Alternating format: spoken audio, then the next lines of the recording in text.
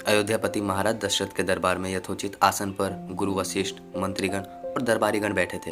अयोध्या नरेश ने गुरु वशिष्ठ से कहा, हे गुरुदेव, जीवन तो क्षण भंगुर है और मैं वृद्धावस्था की ओर अग्रसर होते जा रहा हूँ। राम, भरत, लक्ष्मण और शत्रुघ्न चारों ही राजकुमार अब वयस्क हो चुके हैं। मेरी इच्छा है कि इस शरीर को त्यागने से पहले राजकुमारों का विवाह देख लूं। अतः आपसे निवेदन है कि राजकुमारों के लिए योग्य कन्याओं की खोज करें। महाराज दशरथ की बात पूरी होते ही द्वारपाल ने ऋषि विश्वामित्र के आगमन की सूचना दी। स्वयं राजा दशरथ ने द्वार तक जाकर विश्वामित्र की अभ्यर्थना की और आदरपूर्वक उन्हें दरबार के अंदर लाए तथा गुरु वशिष्ठ के पास ही आसन देकर उनका यथोचित सत्कार किया। कुशल क्षेम पूछने से पश्चात राजा दशरथ ने विनम्र वाणी से ऋषि विश्वामित्र से कहा, हे मुनिश्रेष्ठ, आपके दर्शन से मैं कृतार्थ हुआ तथा आपके चरणों की पवित्र धूलि से यह राजदरबार और संपूर्ण अयोध्या नगरी धन्य हो गई। अब कृपा करके आप अपने आने का प्रयोजन बताएं। किसी भी प्रकार की आपकी सेवा करके मैं स्वयं को अत्यंत भाग्यशाली समझूंगा। राजा के विनय पूर्वक वचनों से वो सुनकर मुनि विश्वामित्र बोले, हे राजन, आपने अपने कुल की मर्यादा के अनुरूप ही वचन कहे हैं। इक्ष्वाकु वंश में राजा की श्रद्धा भक्ति गो, ब्राह्मण और ऋषि मुनियों के प्रति सदैव ही रही है। मैं आपके पास एक विशेष प्रयोजन से आया हूँ। समझिए कि मैं आपसे कुछ मांगने के लिए आया हूँ। यदि आप मुझे वांछित वस्तु देने का वचन दें तो मैं आपकी मांग आपके सामने प्रस्तुत करूं। आपके वचन न देने की दशा में मैं बिना कुछ मांगे ही वापस लौट जाऊंगा। महाराज दशरथ ने कहा, हे ब्रह्मर्षि, आप निसंकोच अपनी मांग रखें। संपूर्ण विश्व जानता है कि रघुकुल के राजाओं का वचन ही उनकी प्रतिज्ञा होती है। आप मांगे तो मैं अपना शीश काट कर भी आपके चरणों में रख सकता हूँ। इनके इस वचन से आश्वस्त ऋषि विश्वामित्र बोले, राजन, मैं अपने आश्रम के एक यज्ञ कर रहा हूँ।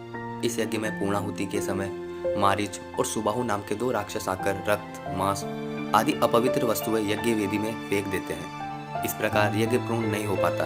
ऐसा वे अनेक बार कर चुके हैं। मैं अपने तेज से श्राप देकर नष्ट भी नहीं कर सकता, क्योंकि यज्ञ करते समय क्रोध करना वर्जित है। मैं जानता हूँ कि मर्यादा का पालन करने वाले ऋषि मुनियों के हितैषी एवं प्रजावत्सल राजा हैं। मैं आपके पास आपके ज्येष्ठ पुत्र राम को मांगने के लिए आया हूँ, ताकि वह मेरे साथ जाकर राक्षसों से मेरे यज्ञ की रक्षा कर सके और मेरा यज्ञानुष्ठान निर्विघ्न पूरा हो सके।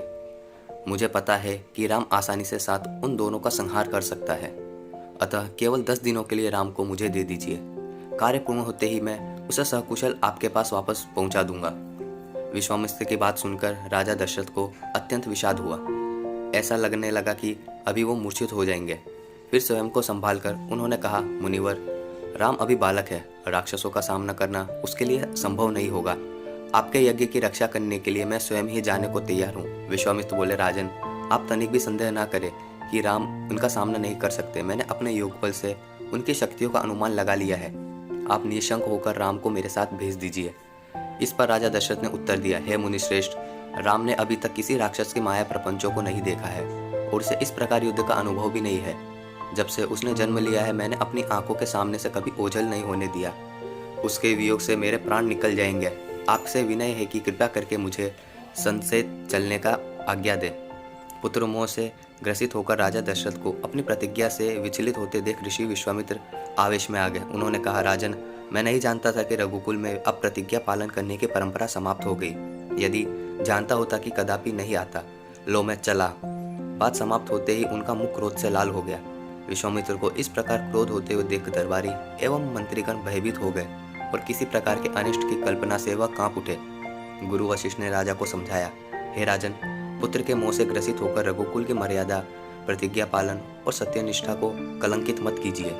मैं आपको परामर्श देता हूँ कि आप राम के बालक होने की बात को भूलकर एवं निशंक होकर राम को मुनिराज के साथ भेज दीजिए।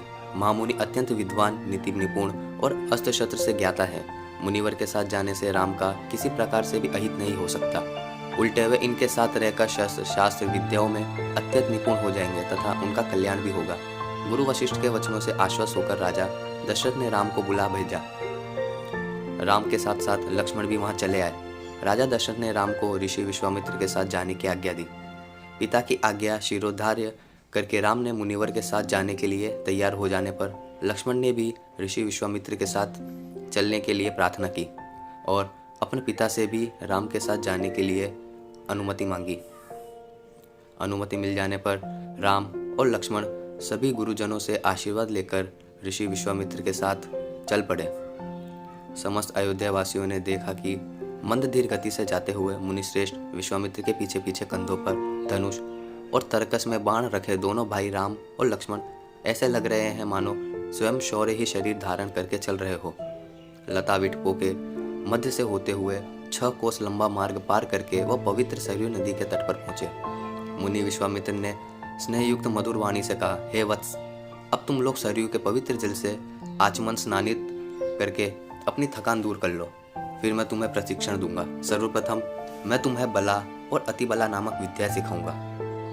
इन विद्याओं के विषय में राम के द्वारा जिज्ञासा प्रकट करने पर ऋषि विश्वामित्र ने बताया, ये दोनों ही विद्याएं असाधारण है। इन विद्याओं से पारंगत व्यक्तियों की गिनती संसार के श्रेष्ठ पुरुषों में होती है। विद्वानों ने इससे समस्त विद्याओं को जन्नी बताया है। इस विद्याओं को प्राप्त करके तुम भूख और प्यास पर विजय पा पाओगे। इन तेजोमय विद्याओं की सृष्टि स्वयं ब्रह्मा जी ने की थी। इन विद्याओं को पाने का अधिकार समझकर मैं तुम्हें इन्हें प्रदान कर रहा हूँ। राम और लक्ष्मण ने स्नानादि से निवृत्त होने के पश्चात विश्वामित्र जी से इन्हीं विद्याओं की दीक्षा दी। इन विद्याओं के प्राप्त होते जाने पर उनके मुखमंडल पर अद्भुत क्रांति आ गई। तीनों ने सरयू नदी के तट पर ही विश्राम किया। गुरु की सेवा करने के पश्चात दोनों भाई तृण शैयाओं पर सो गए। नेक्स्ट पार्ट सुनने के लिए चैनल को सब्सक्राइब करें और वीडियो को लाइक करें। Thanks for watching.